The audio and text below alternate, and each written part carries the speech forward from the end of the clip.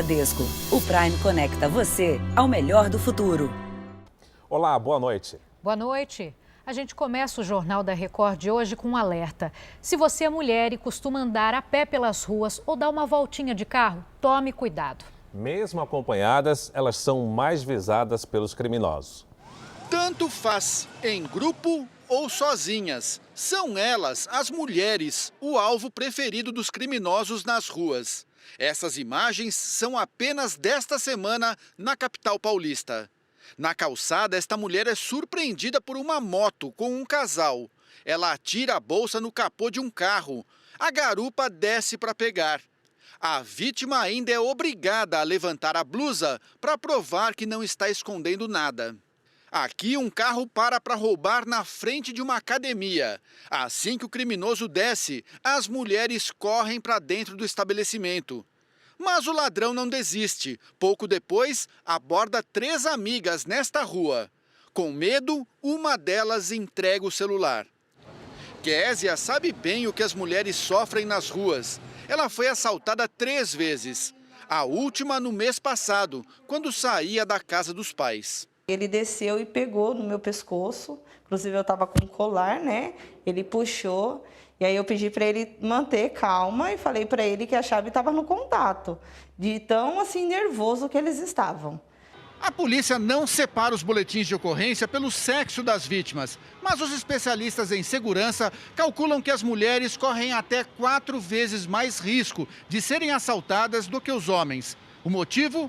Elas não costumam reagir e geralmente andam com muitos pertences na bolsa. Então dá uma revisada no que você transporta na sua bolsa e caso aconteça de uma abordagem por um criminoso, dele infelizmente te roubar, te furtar, vai levar menos coisas, o prejuízo é menor.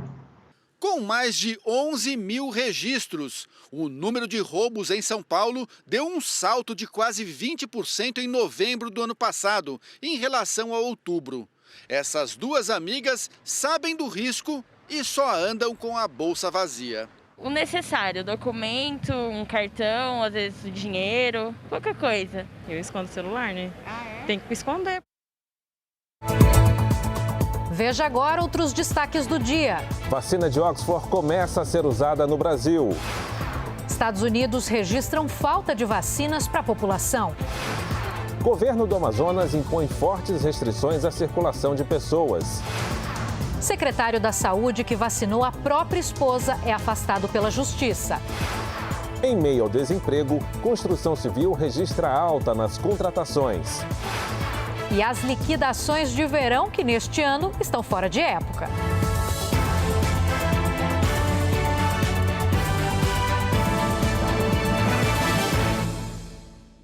Oferecimento Bradesco, o Prime conecta você ao melhor do futuro.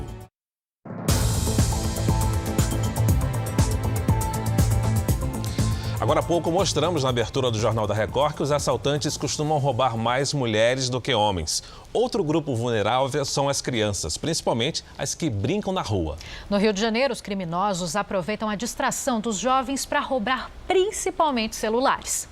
A moto que passa com um casal na rua tranquila não chama a atenção dos garotos que jogam bola. Minutos depois, o veículo retorna. O piloto anuncia o assalto, rouba todos os celulares e vai embora. Nunca presenciei um assalto e, como ele falou, a gente ficou assim, parado, congelado. A gente pensou que fosse assim, essa brincadeira. Raiva e preocupação, né? Porque não sabe se eles podem fazer uma maldade, né? Simplesmente pegar o celular, mas a gente pode fazer outra maldade com as crianças. Mas graças a Deus foi só o telefone. O registro foi feito por uma câmera de segurança da rua, que fica num bairro da zona norte da cidade. Essa é uma região de muitas casas e quase nenhum prédio. Com poucas opções de lazer, as crianças têm o costume de brincar na rua. Pelo menos tinham. Depois do assalto, o local está assim, completamente deserto. O medo fez com que todos se trancassem em casa. A ação dos criminosos virou preocupação. Dias antes, outro grupo de crianças também foi vítima de roubo. Elas estavam na calçada. Um homem se aproximou e parou para conversar, mas logo depois anunciou o assalto e levou os telefones de todo mundo. Assustadas, as crianças correm para pedir socorro. Arthur, de 8 anos, viu que o ladrão estava armado. Ele falou, aqui eu não vou machucar ninguém. Foi lá, levantou a blusa e foi lá e assaltou a gente. Pegou o celular e saiu correndo lá para a rua de cima. Minha mãe e meu pai me ensinam a não reagir. Eu fiquei só um pouquinho de medo.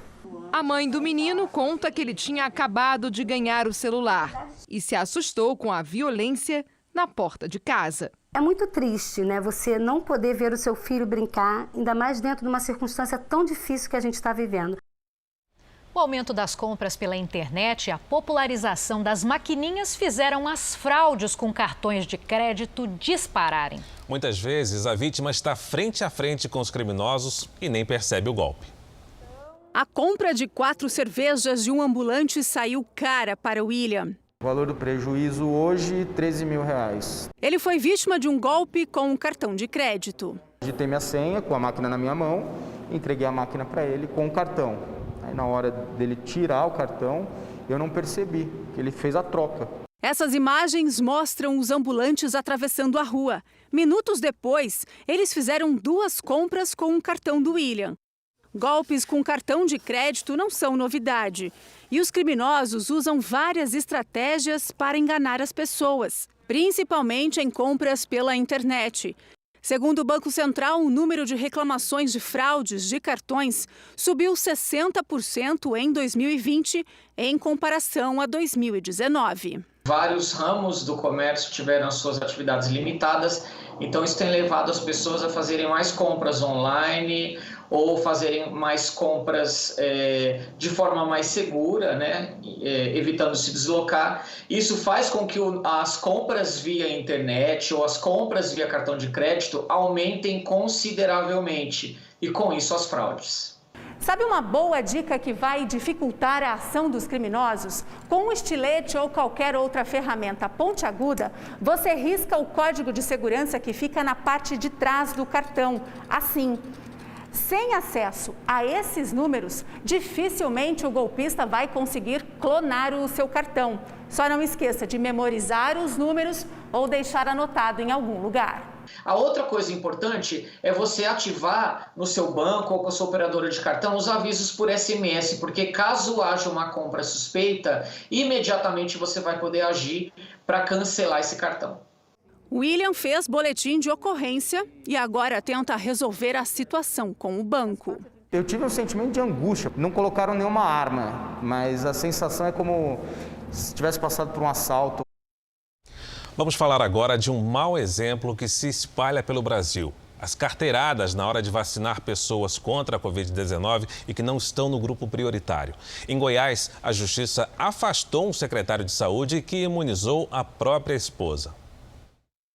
No cargo há 20 dias, o secretário de Saúde da cidade de Pires do Rio foi afastado por determinação da Justiça por 60 dias, enquanto os fatos são apurados. O Ministério Público investiga se Assis Silva cometeu crime de abuso de autoridade e prevaricação, que é quando o servidor público usa da função para obter benefício próprio.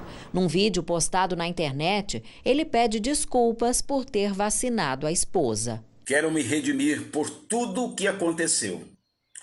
Peço desculpas a Deus e peço a Ele, imploro a Ele, que Ele aceite as minhas escusas.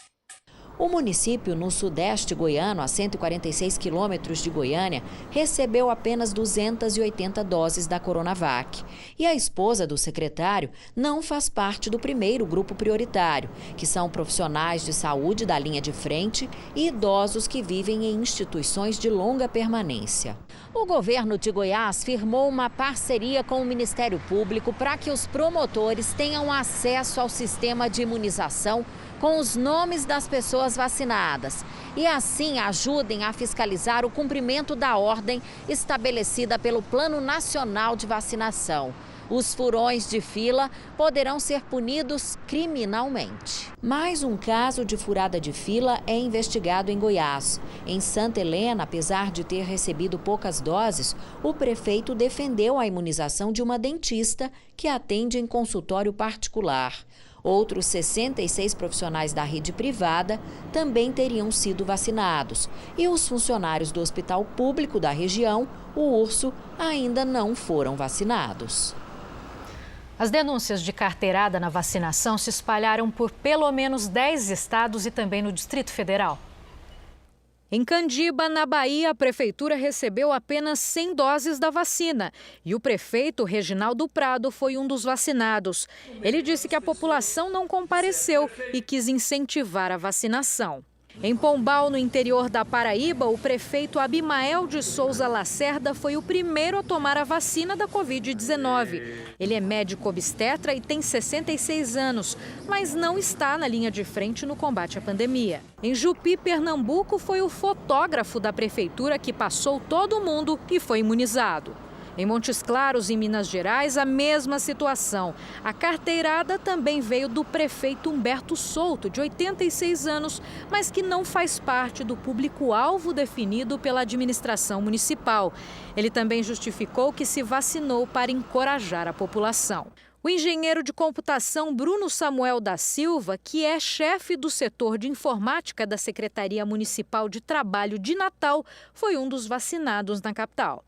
No Rio de Janeiro, a Polícia Civil abriu inquérito policial para apurar denúncias de tentativa de compra de vacinas e de profissionais de saúde sendo coagidos com violência a vacinar pessoas fora dos grupos prioritários.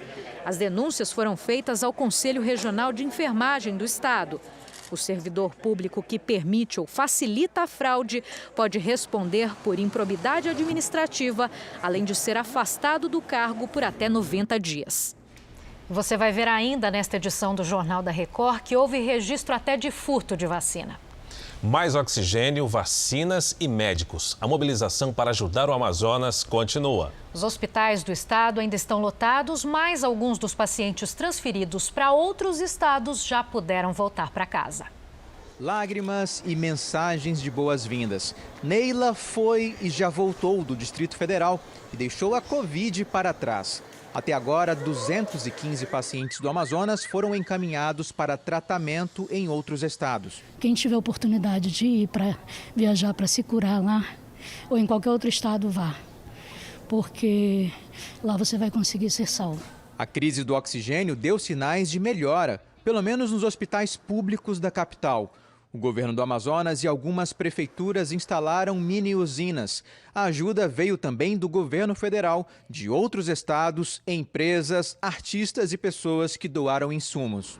Mesmo assim, os hospitais seguem lotados, com ocupação de quase 95% das UTIs e 104% dos leitos clínicos destinados à Covid-19 na rede pública. Mas a mobilização continua forte e a ajuda não para. Manaus deve receber nos próximos dias novos lotes de vacina e carretas com oxigênio líquido. O desafio desta vez é a BR-319, com vários trechos de atoleiros, típicos dessa época de chuvas na região. Nessa sexta, a Anvisa aprovou o uso emergencial de mais 4 milhões e 100 mil doses da Coronavac. As vacinas serão entregues ao governo federal, que vai distribuir aos estados. Os amazonenses devem receber outras 100 mil doses do imunizante de Oxford, do carregamento que chegou ontem da Índia.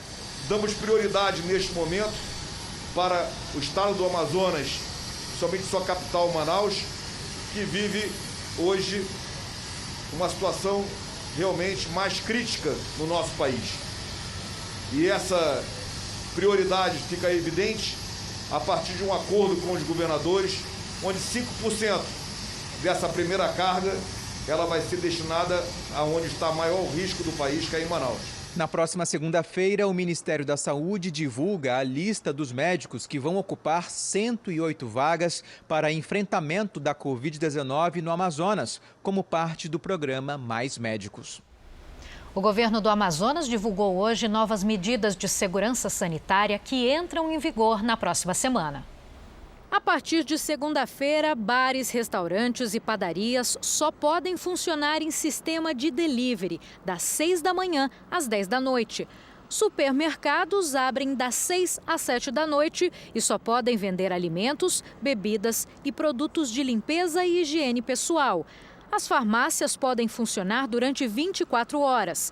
Transporte só para trabalhadores das atividades essenciais.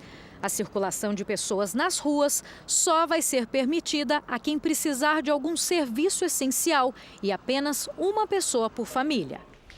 O Procurador-Geral da República, Augusto Aras, solicitou ao Supremo Tribunal Federal neste sábado a abertura de um inquérito para apurar a conduta do ministro da Saúde, Eduardo Pazuello, em relação ao colapso da saúde pública em Manaus. A capital amazonense registrou falta de oxigênio medicinal em hospitais na semana passada. Até o momento, o Ministério da Saúde não se pronunciou. Vamos agora aos números de hoje da pandemia. Segundo o Ministério da Saúde, o país tem 8.816.000 casos de Covid-19. São mais de 216 mil mortos. Foram 1.202 registros de mortes nas últimas 24 horas. Também entre ontem e hoje, 33 mil pessoas se recuperaram. No total, já são 7.628.000 pacientes curados e 971 mil seguem em acompanhamento.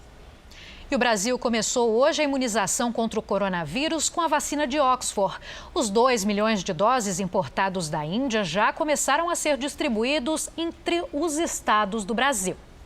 3 médicos foram escolhidos para receber as primeiras doses da vacina de Oxford. O primeiro foi o infectologista Estevão Portela, seguido da pneumologista Margarete Dalcomo. Os 2 são da Fundação Oswaldo Cruz. A terceira a receber o imunizante foi a médica de Belo Horizonte, Sara Gomes, que atua na coordenação das ações de combate à Covid-19. Bastante emocionada, ela falou sobre a importância da vacinação. Precisa continuar agindo, a gente precisa que todos sejam vacinados para que a gente consiga essa imunidade coletiva. Os lotes com 2 milhões de doses começaram a sair da Fiocruz no início da tarde. Nós estamos acompanhando nesse momento a saída de um dos 3 caminhões aqui da Fundação Oswaldo Cruz, levando aproximadamente 600 mil doses da vacina. Elas vão agora para um almoxarifado do Ministério da Saúde aqui próximo e depois seguem para serem distribuídas por todo o país. Isso acontece 24 horas após a chegada do imunizante ao Brasil. Antes de deixar a fundação, as doses passaram por uma análise rigorosa por quase 20 horas. Além dos testes de qualidade, o material recebeu etiquetas com instruções em português. A carga produzida no Instituto Serum, na Índia, chegou ao Rio na noite de ontem. O avião recebeu as boas-vindas no aeroporto com jatos de água. O embaixador da Índia e a comitiva presidencial recepcionaram o carregamento. Esses 2 milhões de doses são apenas o início. É o começo do processo. Estamos negociando receber mais doses agora no começo de fevereiro e o IFA necessário para que a Fiocruz comece a produzir até 15 milhões de doses por mês. A previsão é que a entrega das doses que saíram hoje da Fiocruz termine amanhã. As caixas com a vacina seguirão de avião para todos os estados e Distrito Federal. São Paulo vai receber o maior lote.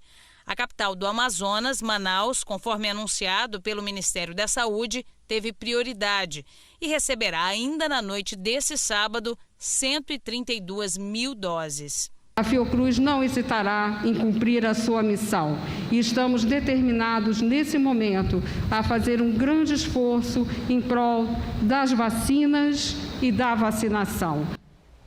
E as doses da vacina que serão distribuídas para todo o país foram levadas para o terminal de cargas do aeroporto do Galeão, no Rio de Janeiro. Os primeiros embarques confirmados são para o Ceará e Amazonas. Nós vamos ao Rio de Janeiro agora conversar com a repórter Adriana Rezende e saber quais outros estados que recebem ainda hoje a vacina. Adriana, boa noite para você. Olá, boa noite, Fara, Giovana. Os voos para Roraima, Alagoas, Pernambuco, Paraná e Sergipe partem ainda hoje com 426 mil doses da vacina.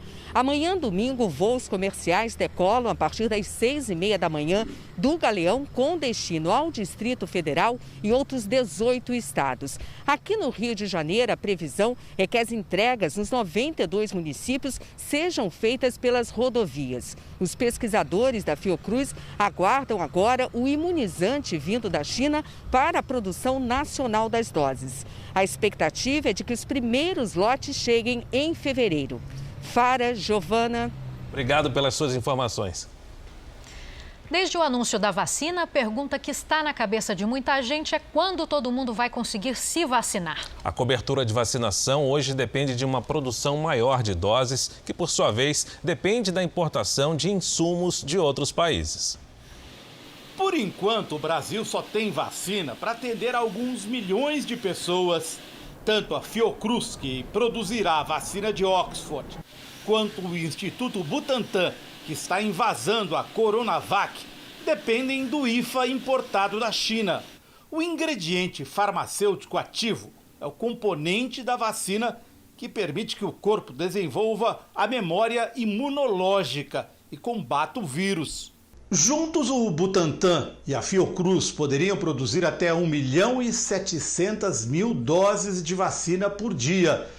Mas quanto mais demorar a importação do IFA, mais vai atrasar a campanha de vacinação no Brasil. Os Estados Unidos, eles podem brigar com a China porque eles são autossuficientes, eles têm empresas fabricantes, né? Então agora nós estamos vendo aí as duas vacinas que mais estão sendo comercializadas no mundo são as vacinas americanas, da Pfizer, né, e a da Moderna. Então são as maiores doses que estão sendo comercializadas no mundo. Agora, nós não temos fabricantes. Os acordos da Fiocruz e do Butantan com os fornecedores estrangeiros prevêem transferência de tecnologia, ou seja, vai chegar o momento em que o Brasil vai produzir toda a vacina, inclusive o IFA, aqui mesmo. Mas a nova fábrica do Butantan, por exemplo, só fica pronta em agosto. Infelizmente, nós estamos restritos, nesse momento, a esses dois laboratórios fabricantes, essas duas vacinas, né? Como estamos dependendo disso, a campanha, com certeza, vai ter um atraso. O Brasil tem uma estrutura invejável para fazer vacinação em massa, com 38.000 salas. Mas corre o risco de não atingir a chamada imunidade coletiva ainda este ano. Essa imunidade, que permitiria reabrir a economia, pode ser obtida quando de 60% a 80% dos brasileiros forem vacinados. Mesmo que a gente vacinasse todos esses 80 milhões de pessoas previstos pelo Ministério da Saúde, né, nós ficamos aí com em torno de, se tivéssemos 100% de vacinação desses grupos, a gente vai ter em torno de 40% da população vacinada. O risco são as mutações do vírus. Especialistas acreditavam que Manaus já tivesse atingido a imunidade coletiva, o que está sendo desmentido pela segunda onda. Eventualmente, alguma mutação pode ameaçar a eficácia de uma ou mais vacinas. A preocupação é que se a gente deixar ele ficar circulando de forma muito acelerada e possibilitando com que ele faça mutações, a gente pode perder um esforço que foi muito grande. Olha, quem anda nas ruas, quem conversa por aí já deve ter percebido que muitas pessoas têm dúvidas sobre as vacinas. Então a gente responde agora algumas das mais frequentes. Quando a pandemia se alastrou e as pessoas tiveram que se adaptar a um estilo de vida diferente, só se falava em vacina. Agora, as vacinas estão aí e com elas multiplicaram-se as perguntas, e são muitas que estão na boca do povo. Tem várias vacinas que levaram décadas para chegar ao aprimoramento. E hoje, em menos de um ano, já saiu essa vacina. O povo tem dúvida em relação a isso. A infectologista da Unicamp, Raquel Stuck, é quem vai responder a algumas dessas perguntas sobre as vacinas contra o coronavírus. Apesar do novo coronavírus ser novo, ele é muito semelhante a dois outros coronavírus que já existem desde o começo deste século. E neste período de um ano nós tivemos muito investimento financeiro e um número muito grande também de cientistas que trabalharam de dia e noite para o desenvolvimento de todas as vacinas. Vamos responder as perguntas dos nossos telespectadores. Essa vacina a gente vai ter que tomar todo ano, que nem a vacina da gripe? Nós ainda não sabemos quanto tempo dura a proteção da vacina. Pode ser que sim, que seja como a da gripe, pode ser que seja como a vacina do tétano, por exemplo, que é bem mais espaçada. Eu gostaria de saber qual é a reação da vacina, né? A gente tomando ela, que reação que ela dá na gente, né? Essa vacina, ela pode dar, as reações relatadas mais frequentes são de dor no local da aplicação. Então fica dolorido, às vezes vermelho e quente, que colocando uma compressa com gelo isso resolve. Não existe nenhum relato das vacinas que vão ser feitas, né, aplicadas aqui no Brasil, de reações graves que possam ser pela vacina. Oi, doutora, quem pegou Covid precisa tomar vacina? Quem pegou Covid precisa tomar a vacina, sim. Então, se você estiver lá no momento, né, for chamado, estiver no momento de tomar a vacina, mesmo tendo tido Covid, precisa tomar. A doença dá uma proteção muito ruim contra nova infecção. A vacina dá uma proteção bem melhor.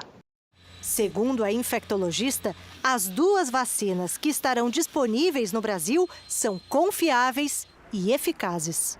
Se a gente reduzir em 80% as pessoas que precisam ser internadas, a gente vai fazer com que a Covid seja uma gripezinha. E ótimo, isso está perfeito. Se você também tem alguma dúvida sobre as vacinas contra o coronavírus, envie a sua pergunta. É só escrever, postar nas suas redes sociais com a hashtag #VocêNoJR. E a falta de vacinas para atender a população é um problema que atinge também os países ricos. Vários estados norte-americanos anunciaram que estão sem estoque e, por isso, tiveram que cancelar milhares de agendamentos. Agências de saúde tentam entender por que milhões de doses que já foram distribuídas não estão sendo utilizadas. Desde o começo do programa de imunização há um mês, cerca de 40 milhões de doses foram enviados aos hospitais e centros de imunização, mas nem metade foi aplicada.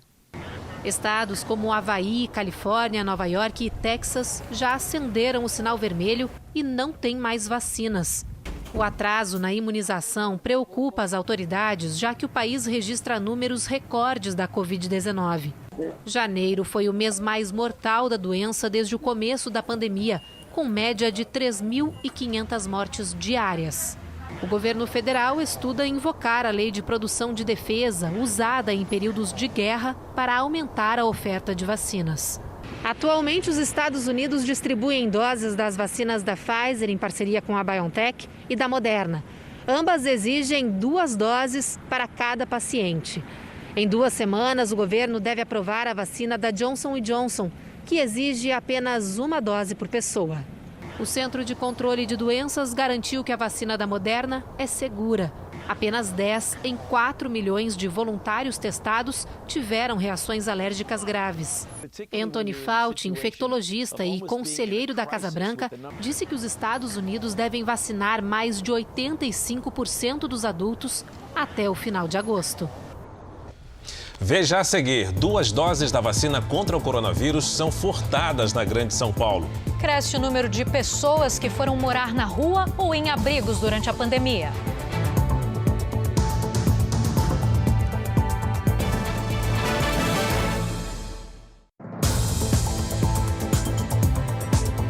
O Brasil registrou neste sábado manifestações contra o presidente Bolsonaro em várias cidades.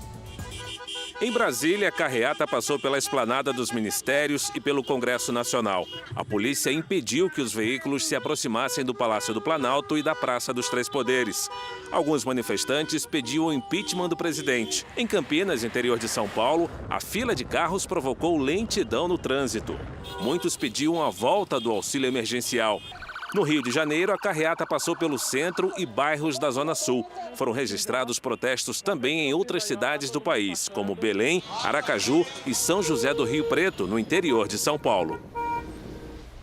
Por ordem do ministro Gilmar Mendes, do Superior Tribunal Federal, aliás, do Supremo Tribunal Federal, o Tribunal de Justiça do Rio de Janeiro não irá mais decidir na segunda-feira em que instância o senador Flávio Bolsonaro deve ser julgado.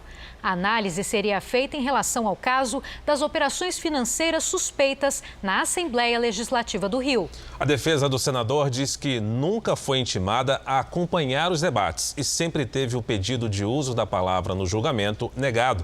Por isso, decidiu recorrer ao Supremo.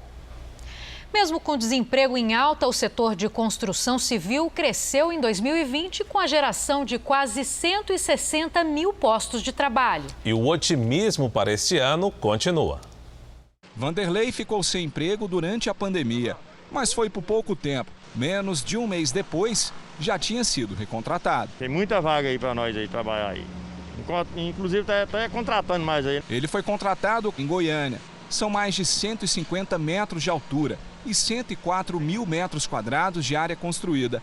E para levantar o arranha-céu, muita gente ainda vai ser contratada. Nesse último trimestre, no final do ano, a gente contratou mais 50 e a previsão que a gente tem até o término desse ano é mais 100 admissões. Segundo dados do IBGE, a construção civil foi o segmento da economia que mais gerou emprego no Brasil, alta de 10,7%. Dados do CAGED apontam que no acumulado de 2020 foram criados na construção civil cerca de 158 mil postos de trabalho formais, quase 35% de aumento na comparação com o mesmo período de 2019. Para este ano, a expectativa é de gerar pelo menos 200 mil novas vagas. Além da compra do imóvel estar facilitada, ele voltou a ser uma grande alternativa de investimento, né? Porque além de seguro, ele passou a ser rentável. Qualquer aluguel rende aí de 6% a 12% ao ano. A demanda aquecida já tem gerado falta de mão de obra. Os insumos a gente já está conseguindo ter estoque, mas a mão de obra a gente está com dificuldade de trazer equipes, trazer gente no volume que a gente precisa. O construtor explica que é um bom momento para quem está fora e quer entrar no mercado de trabalho. Para quem está começando nesse setor, como mão de obra, que nunca trabalhou em obra ou tem pouca experiência, é uma época excelente para estar começando. Veja agora os destaques do próximo Domingo Espetacular. Como a máfia mais poderosa da Itália se uniu a facções criminosas do Brasil para traficar cocaína para a Europa. E um mega julgamento que pode colocar atrás das grades pelo menos 400 mafiosos.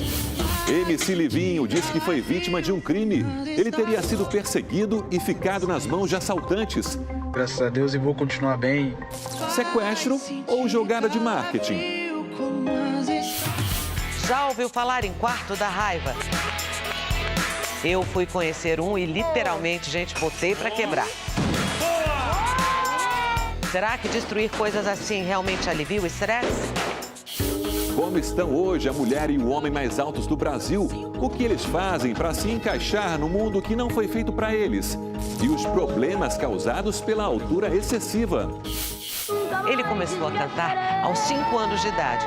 Chegou a ser eleito o dono da voz mais bonita da América Latina. Por onde anda Donizete da música galopeira? Você vai se surpreender ao descobrir o que ele faz hoje para viver.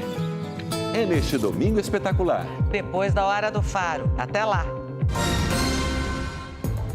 Veja a seguir, cresce o número de empresas que aplicam golpes prometendo lucro alto com moedas digitais. E a China quer popularizar o caviar com a produção em larga escala.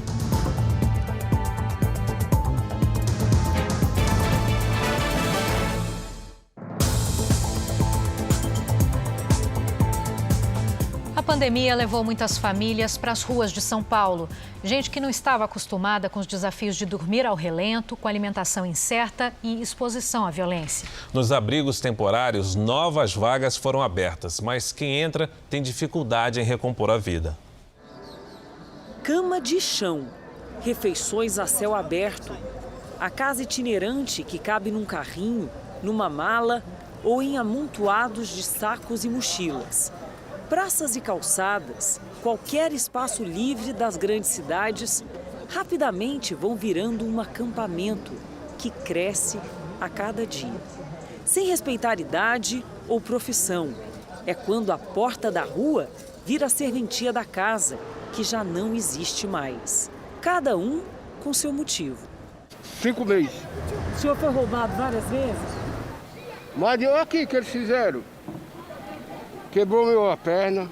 A pandemia, os altos índices de desemprego e a queda na renda dos brasileiros só aceleraram o processo.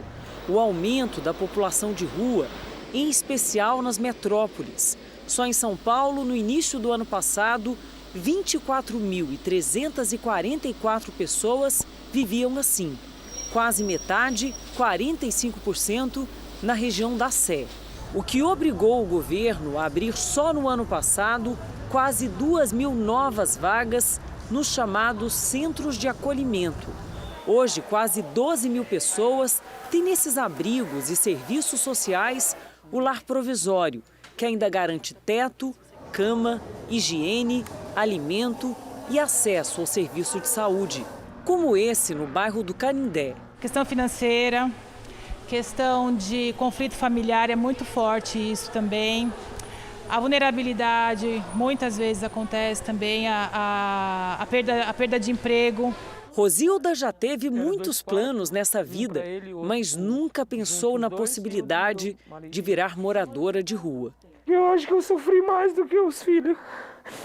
Muitas vezes esse aqui mesmo baixava a cabeça, mas eu sentia o dobro do que ele estava sentindo. Foi quando eu tive que ir no Novo Usado e desfazer de tudo. E o dono falou, eu quero a minha casa, eu quero a minha casa. A auxiliar de limpeza conseguiu manter o emprego durante quase todo o ano, mas foi demitida em dezembro. O marido, que fazia bicos como pintor, viu o serviço e a renda despencarem em 2020. As dívidas se amontoaram, os aluguéis venceram. Se ponhar tudo no bico da caneta, uns 12 mil. Rosilda e a família só não tiveram que ir para a rua porque conseguiram uma vaga nesse albergue temporário, onde está há 2 meses. Aqui no centro, famílias como a da Rosilda vivem em quartos como esse, que viram uma pequena casa. Mas também existem quartos maiores para famílias com até 8, 9, 10 crianças. São 48 unidades como essa, individuais. Uma vila provisória, uma pequena cidade para quem não quer ir ou voltar para a rua, para quem tem esperança de ter uma casa. Eu cheguei a ficar na rua assim, umas 2, 3 vezes, com a minha filha e meu esposo. Uns 3 dias. Terrível, terrível por causa da minha filha, terrível. Não foi fácil. Sem trabalho e casa há mais de um ano, Lilian também buscou abrigo aqui no centro, onde está desde abril do ano passado. Mas o tempo aqui também vai chegando ao fim e o emprego tão esperado ainda não apareceu. Infelizmente, o meu tempo está acabando e o desespero já começa a bater de novo, né? Se você não conseguir um emprego, o que você vai ter que fazer? Eu vou ter que ser transferida para outro local. A gente caminha para cursos que futuramente esses cursos viram empregos. A pessoa entra... Saber que aqui é um centro provisório, que é como que eu posso dizer? Um auxílio mesmo, ela consegue, né? Meu sonho é trabalhar e comprar minhas coisinhas, nem que for usada. Eu sou uma pessoa muito honesta e tenho muita vontade de trabalhar. A Polícia Civil registrou o furto de 2 doses de Coronavac em que estavam num posto de saúde em Diadema, na Grande São Paulo. Então vamos ao vivo conversar com Lúcio Sturme. Lúcio, boa noite para você. Onde essas vacinas estavam guardadas? Boa noite, Giovana. As vacinas estavam guardadas numa sala trancada da UBS, onde só os funcionários têm acesso. A enfermeira-chefe, na manhã de ontem, notou a falta de 2 doses depois de aplicar uma vacina. Foi aberto inquérito administrativo e feito boletim de ocorrência por furto. A polícia agora vai investigar o caso. Não havia sinais de arrombamento na sala nem na UBS. Portanto, 70 funcionários da UBS de Diadema agora são considerados suspeitos. Eles tinham recebido 70 doses da Coronavac e já tinham vacinado 40 profissionais. Giovana, Fara. Obrigada, Lúcio. Uma enfermeira de um hospital em Vitória, no Espírito Santo, será investigada após uma atitude de deboche. Ela ironizou em um vídeo que só tomou a vacina para poder viajar. Natana Faria publicou um vídeo em suas redes sociais debochando do imunizante. É uma vacina que dá 50%, né, de segurança. Pra mim não é uma vacina. Eu tomei foi água. A enfermeira, que também publicou vídeos em que aparece trabalhando sem máscara no hospital, foi denunciada junto ao Conselho Regional de Enfermagem do Espírito Santo. O conselho repudiou a conduta e abrirá procedimento ético para apurar o caso. Em nota, o Hospital da Santa Casa de Misericórdia de Vitória afirmou que não compactua com esse tipo de pensamento. Abriu investigação sobre a conduta da funcionária e irá tomar medidas para garantir a segurança dos pacientes. A enfermeira ainda não se pronunciou. Em São Paulo, a cada 6 minutos, uma pessoa morre vítima da Covid-19. E para tentar conter o avanço da doença, o governo mudou as regras de funcionamento do comércio a partir de segunda-feira. E o efeito foi provocar ainda mais aglomerações nos dias que antecedem as novas restrições. Sexta-feira à noite, ruas e bares cheios de gente. Por aqui, o uso da máscara e o distanciamento social parecem não ser uma norma. É difícil acreditar que estes flagrantes foram feitos durante o aumento de casos de coronavírus, no momento em que a cada 6 minutos, alguém vítima da Covid-19 morre no estado de São Paulo. Para conter as aglomerações, o governo decidiu aplicar medidas emergenciais. A partir da próxima segunda-feira, as regiões de Barretos, Bauru, Franca, Marília, Presidente Prudente, Sorocaba e Taubaté voltarão para a fase vermelha, a mais rígida do plano de contenção. Só poderão funcionar serviços essenciais. Já a Grande São Paulo ficará na etapa laranja, mas com restrições da vermelha das 8 horas da noite até as 6 horas da manhã em dias úteis e em período integral aos finais de semana e feriados. As medidas restritivas elas são necessárias, mas infelizmente ainda insuficientes, porque a gente está numa situação no estado de São Paulo de um aumento vertiginoso de casos de Covid-19 em todas as regiões, com mais de 10 municípios que já não têm leitos para internar os seus doentes. As medidas irão valer até o dia 7 de fevereiro. Até lá, nenhuma região poderá avançar para as fases amarela e verde, as mais flexíveis do Plano São Paulo. De acordo com a Secretaria de Estado da Saúde, sem as novas restrições e com o atual ritmo de internações em UTI, em menos de um mês, o sistema de atendimento hospitalar para pacientes graves com Covid-19 poderia se esgotar. Esta semana, a média estadual passou de 287,9 para 348,6 novos casos a cada 100 mil habitantes. E a taxa de internações também subiu para 54,1. O infectologista faz um apelo, principalmente aos mais jovens. Está na hora da gente parar, porque se a gente não diminuir o ritmo das interações, se a gente não aumentar o distanciamento, infelizmente, nosso sistema de saúde vai entrar em colapso. E, infelizmente, a gente não vai conseguir assistir os nossos doentes, como a gente já viu em outros lugares do mundo, inclusive no Brasil. Em 2020, o mercado mundial das moedas digitais teve uma valorização de quase 400%. Índice que fez também crescer o número de falsas empresas que prometem lucro fácil, mas acabam lesando os investidores. Eu acreditei que era aquela oportunidade que eu não poderia deixar escapar. Vai te dando empolgação, vai te envolvendo mais e é aí que você não consegue mais parar. Era para ser o investimento dos sonhos. Ela começou a pagar tudo certinho, você pediu o saque era semanalmente. Você começa a sacar uma quantia grande, porque eles prometem lucros de 1,5%, 2% ao dia. Aí eu comecei com $100, eu fui para $300, de $300 fui para $500 e consegui $1.000. Quando perceberam, já tinham caído num golpe. E, infelizmente, quando você pensa que você vai ter o lucro, a empresa para de pagar todo mundo. O grupo investiu em uma empresa nacional de bitcoins, as moedas digitais. Os rendimentos pareciam tão bons que eles pegaram empréstimos e ainda convidaram amigos e familiares para participar. Minha mãe que vendeu o carro para poder colocar nesse negócio.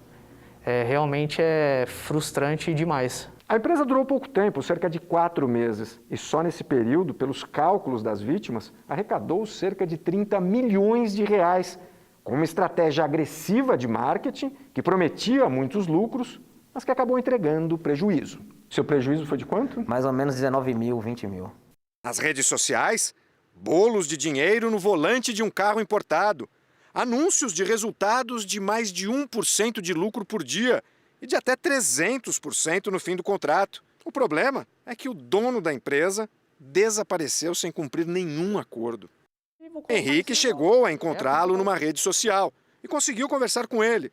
A hora que eu digitei um texto para ele falando que tinham pessoas da minha família, que o meu dinheiro estava preso lá e que eu precisava que ele resolvesse, que eu não conseguia assumir isso, ele me bloqueou. Especialista em cibersegurança, Marcelo Lau lembra que casos como esse se multiplicam. É o antigo golpe da pirâmide financeira atualizado com bitcoins. E o problema não é a moeda digital, mas onde ela foi aplicada. Muitas vezes é uma empresa de fachada e não é especializada de fato em investimentos. E quando as pessoas se dão conta, infelizmente a empresa já não existe mais e os donos já fugiram com seu dinheiro. Além de pesquisar a empresa em que você vai aplicar o seu dinheiro, é importante sempre desconfiar das promessas de lucros rápidos e extraordinários. Resultados financeiros como, por exemplo, a lucratividade de 1 ou 2% ao mês, ganhos irreais. Saiba que se alguém ganha, outros estão perdendo.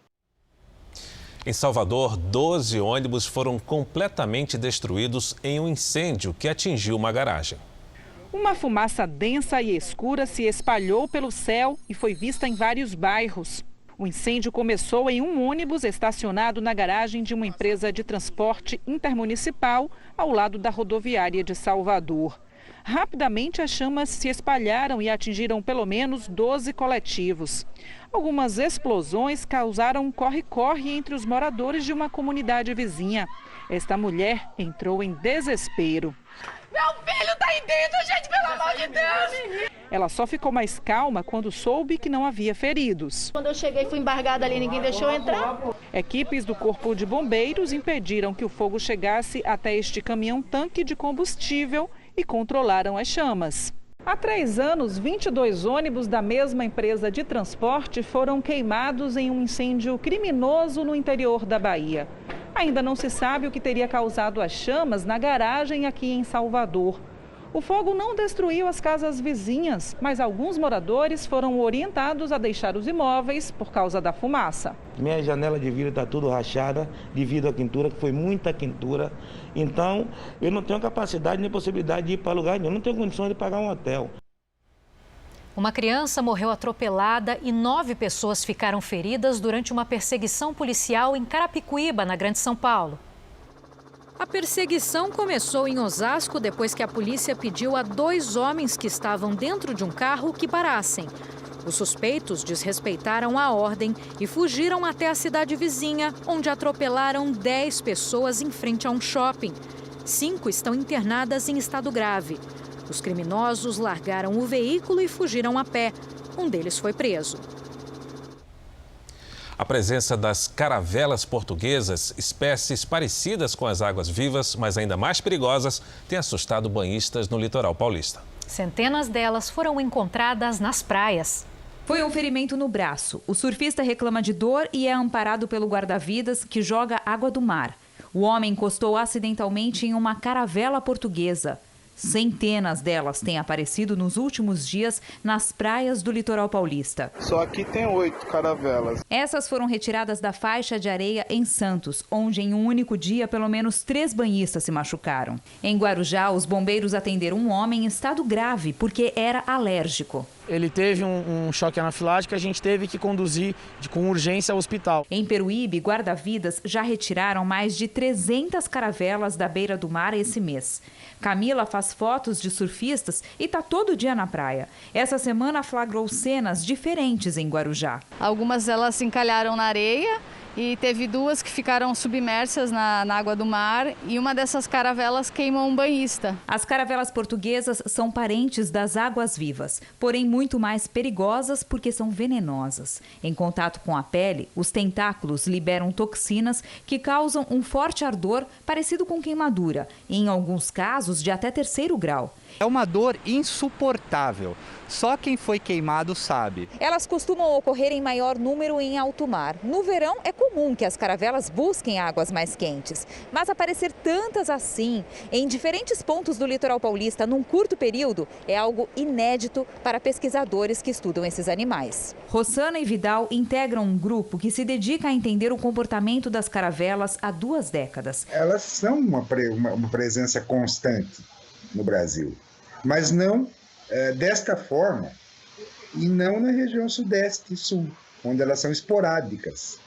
Então isso que nos deixa extremamente assustados. Mudanças climáticas que causam aumento da temperatura do mar podem ser um dos motivos. Naturalmente elas têm que ficar longe da costa em alto mar. Se tem caravela na beira, o ideal é evitar o banho de mar, porque elas flutuam em bando. A água do mar gelada, o efeito frio serve de anestésico. Outra coisa que é boa é banho de vinagre. A primeira cidade a registrar casos de coronavírus no mundo, Wuhan, na China, também foi a primeira a decretar confinamento. Hoje fez 1 ano que a palavra em inglês lockdown ficou popularizada no mundo inteiro. Wuhan retomou a vida movimentada, mas 1 ano atrás, as ruas desertas e o fechamento da província de Hubei foram o primeiro grande alerta do coronavírus. A China garante que a Covid-19 está controlada em Wuhan agora, mas algumas regiões do país, em especial no norte, tiveram o confinamento decretado nas últimas semanas. Mais de 12 milhões de chineses estão isolados. Em Hong Kong, um bairro foi colocado hoje em quarentena depois de um surto de 10 mil infectados. Um dos apresentadores de talk show mais conhecidos dos Estados Unidos e do mundo, o americano Larry King, morreu hoje vítima de complicações da Covid-19. Larry King tinha 87 anos e começou a carreira há 60 como locutor esportivo. As entrevistas na TV trouxeram reconhecimento e sucesso. Segundo a estimativa de uma agência internacional, ele soma mais de 50 mil entrevistas transmitidas em veículos de comunicação durante a carreira. Larry morreu em Los Angeles, onde estava internado desde o começo do mês. Em Israel, alimentos que seriam descartados por empresas e agricultores são transformados em refeições para pessoas carentes. São mais de 900 israelenses servidos por dia. Entre eles, cidadãos que perderam o emprego por conta da pandemia. Essa é a Ravit, preparando comida para o almoço, muita comida. Ela é a coordenadora desse refeitório que doa alimentos e atende milhares de israelenses toda semana. Esse trabalho é resultado de uma parceria com uma organização de resgate de alimentos, a Leket, que recolhe comida de hotéis, bases militares e refeitórios cooperativos. Esses lugares sempre têm toneladas de comida sobrando, que normalmente é jogada fora, explica Shira Wolf, a porta-voz da ONG. Em 2019, 2,5 milhões de toneladas de alimentos, com valor equivalente a 35 bilhões de reais, foram desperdiçados em Israel. Isso representa quase 35% de toda a produção doméstica. Toda essa comida poderia ter sido jogada fora, se não fosse pelo trabalho da ONG e dos voluntários. Só nesse refeitório são servidas 1.000 pessoas por dia. Hoje, por exemplo, o cardápio é arroz, cenoura, carne e batata. Por causa da pandemia, o número de pessoas que precisam dessa ajuda só aumenta. E o trabalho dos voluntários também. Nadav e Michal vêm uma vez por semana ajudar a ONG. Eles contam que, além de atender um público com perfil cada vez mais amplo, a quantidade de pessoas também não para de aumentar. Antes vinham muitos moradores de rua. Agora vemos pessoas com suas famílias que talvez tenham perdido o emprego ou foram afetadas de alguma forma por conta da pandemia, diz Mihal. Israel passa por um terceiro bloqueio nacional e luta contra o aumento do desemprego e da pobreza. Como a maioria dos hotéis e lanchonetes foi fechada, a ONG teve que se expandir.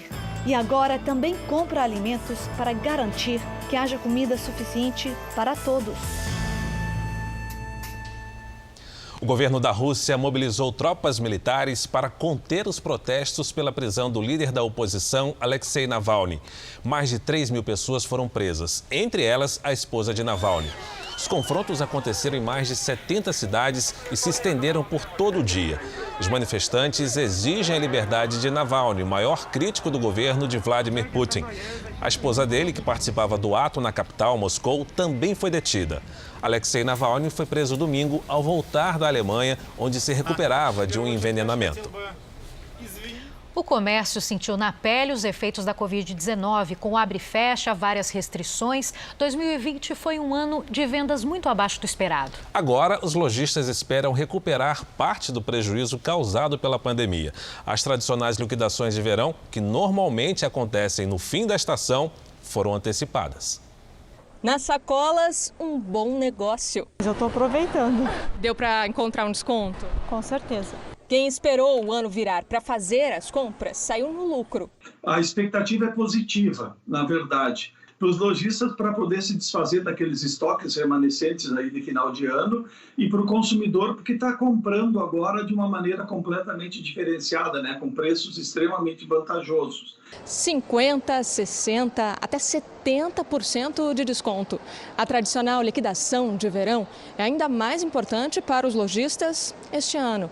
É porque as promoções viraram o principal atrativo para tentar recuperar as vendas perdidas em função da pandemia. Com a pandemia acumulou mais e daqui a pouco já temos nova coleção, então o momento é esse, né? De aproveitar os descontos e liberar o estoque. A Confederação de Lojistas de Porto Alegre estima que 2021 deve começar com o pé direito para clientes e comerciantes em todo o país. O verão ainda está com bastante tempo aí pela frente, quer dizer, aquelas mercadorias que as pessoas estão comprando agora, elas vão poder ser utilizadas agora. Não é uma compra que faz agora para só utilizar no ano que vem. A pandemia fez muita gente ter um tempinho livre a mais. Pois é, uma atleta aproveitou a pausa na profissão para realizar um sonho, construir a própria casa. Ah, o verão! E os jogadores de futebol mais privilegiados, mesmo com pouco tempo de folga, aproveitaram com muito luxo. Só que é tempo de pandemia. Eu, por exemplo, sou do grupo de risco, tenho que ficar em casa. E com a família bem longe, em algum momento de folga até conserto uma coisa ou outra. Mas teve um jogador de futebol do interior de São Paulo que fez muito mais. Construiu uma casa. Nas férias do Bruno Leonardo, zagueiro do São Bento de Sorocaba, teve selfie todo sujo de tinta. Para erguer a sonhada casa própria, ele suou a camisa e encheu o pé de terra. Chegando a obra agora, você acha que eu quero isso aqui? Ó, tanto de barro que tem dentro do tênis. Qual foi a parte mais difícil da obra? O que você acha que deu mais trabalho? Tava de férias e todo dia eu acordava às 6h30 da manhã e ia dormir logo cedo. Então eu não aproveitava minhas férias. E carregar os trilhos para o segundo andar, que era para fazer a laje do segundo andar. Que são trilhos bem pesados, tem que ter cuidado para não quebrar eles, senão tem que comprar outro. Aos 24 anos, Bruno quer fazer um excelente campeonato paulista com o São Bento e já ele vai morar dentro do maior gol que já fez. Eu vou ter meu tempo de viajar, eu vou ter férias novamente, eu vou poder viajar, mas agora o mais importante, eu fico feliz de ter conseguido era construir meu lar, meu espaço. A má fase do São Paulo embolou o Campeonato Brasileiro, né, Fara? A gente com vontade de falar de esporte, né? Agora os 4 primeiros colocados estão separados por poucos pontos. O campeonato está na reta final e segue o revezamento na liderança. Quem sonha com um título, como o Internacional, depois de 41 anos, só quer evitar o deslumbramento. Nós não vamos tirar os pés do chão e nem vamos ter ou sentir qualquer tipo de soberba. O equilíbrio de um campeonato imprevisível anima todos os pretendentes, como o atual campeão Flamengo, que venceu o Palmeiras por 2-0 e corre em busca de sua 8ª conquista. A gente está em processo de crescimento, não é uma coisa que acontece do dia para a noite, não é uma coisa que acontece num mês, numa semana de trabalho, mas com a entrega e o talento que eles têm, nós temos tudo para tentar brigar pelo octacampeonato. Atlético Mineiro, Palmeiras e Grêmio também são candidatos. A tabela de classificação revela que 6 equipes se destacam na luta pelo título. E apesar desta igualdade de forças, há espaço para surpresas. Foi o que mostrou o Internacional, time de 7 vitórias seguidas no campeonato. Os gaúchos golearam o São Paulo no Morumbi por 5-1 e lançaram o rival, que chegou a abrir 7 pontos de vantagem sobre o segundo colocado, numa grande crise. A torcida protestou e pediu mudanças no comando da equipe. O técnico Fernando Diniz foi mantido, pelo menos por enquanto. Para recuperar é muito trabalho, né? É só trabalho, que é o que o Diniz mais sabe fazer junto com a comissão técnica, e confiança é total. Para a torcida do Internacional, aquela goleada histórica foi de um time com cara de campeão. Está tendo sorte, que normalmente o campeão tem. E o São Paulo está empatando com o Coritiba em 1-1. Caso o placar se mantenha, vai ser o 5º jogo sem a vitória no Campeonato Brasileiro. Antes da partida, o ônibus do São Paulo foi apedrejado a caminho do Morumbi. Cerca de 30 homens usaram madeiras, pedaços de ferro, fogos de artifício e explosivos caseiros para atacar o veículo. Nenhum jogador ficou ferido, 14 vândalos foram presos. Uma empresa chinesa quer baixar o preço de uma das iguarias mais raras e caras da gastronomia, o caviar. Por centenas de anos, o caviar foi um produto exclusivo do Mar Cáspio. Agora, as principais produções vêm de fazendas como essa da China. No meio do Lago das Mil Ilhas, em Zhejiang, no leste do país, encontramos 1/3 da produção mundial de esturjões. Esses peixes que são a fonte de um dos ingredientes mais desejados da culinária. No começo, muita gente se surpreende. Caviar da China? Diz Han Li, vice-diretor da empresa. São 1.300 toneladas de esturjões. Os peixes jovens são criados no Lago Qiandao. Quando completam 8 ou 9 anos, passam para essa instalação interna. O processo de retirar as ovas, acrescentar o sal e embalar leva 15 minutos. E está pronta uma das iguarias mais caras da gastronomia. A carne do peixe é usada na alimentação. Ameaçados de extinção, a pesca de esturjões no Mar Cáspio foi proibida. E agora, cerca de 90% da produção mundial vem de cativeiro. Nas prateleiras, caviar produzido em vários países, como a Alemanha, França e, lógico, da China. Aqui em Tóquio não é difícil encontrar restaurantes que servem caviar. Tem até bar especializado como este, que oferece lanches a preços razoáveis. Esse aqui custa o equivalente a R$ 154. Seja com torradas ou simplesmente acompanhado de queijo. Aqui todos os pratos levam um ingrediente. A gerente explica que atualmente o caviar está mais próximo da mesa das pessoas, mais acessível a todos. E esse é o desejo dos produtores chineses que trabalham para popularizar a iguaria. A estratégia da empresa é fazer promoções. Reduzir o preço para conquistar cada vez mais admiradores. E não é que parece estar funcionando? Os fãs estão aumentando, comemora Han Li. Até aqui no Japão, o produto chinês também está mais em conta, pelo menos para os padrões do caviar. 100 gramas pode custar o equivalente a R$ 612. Mas, lógico, as melhores ovas chegam a custar R$ 13.766. Quem sabe, com a entrada de mais produtores no mercado, aí sim teremos esse requinte nas refeições mais populares.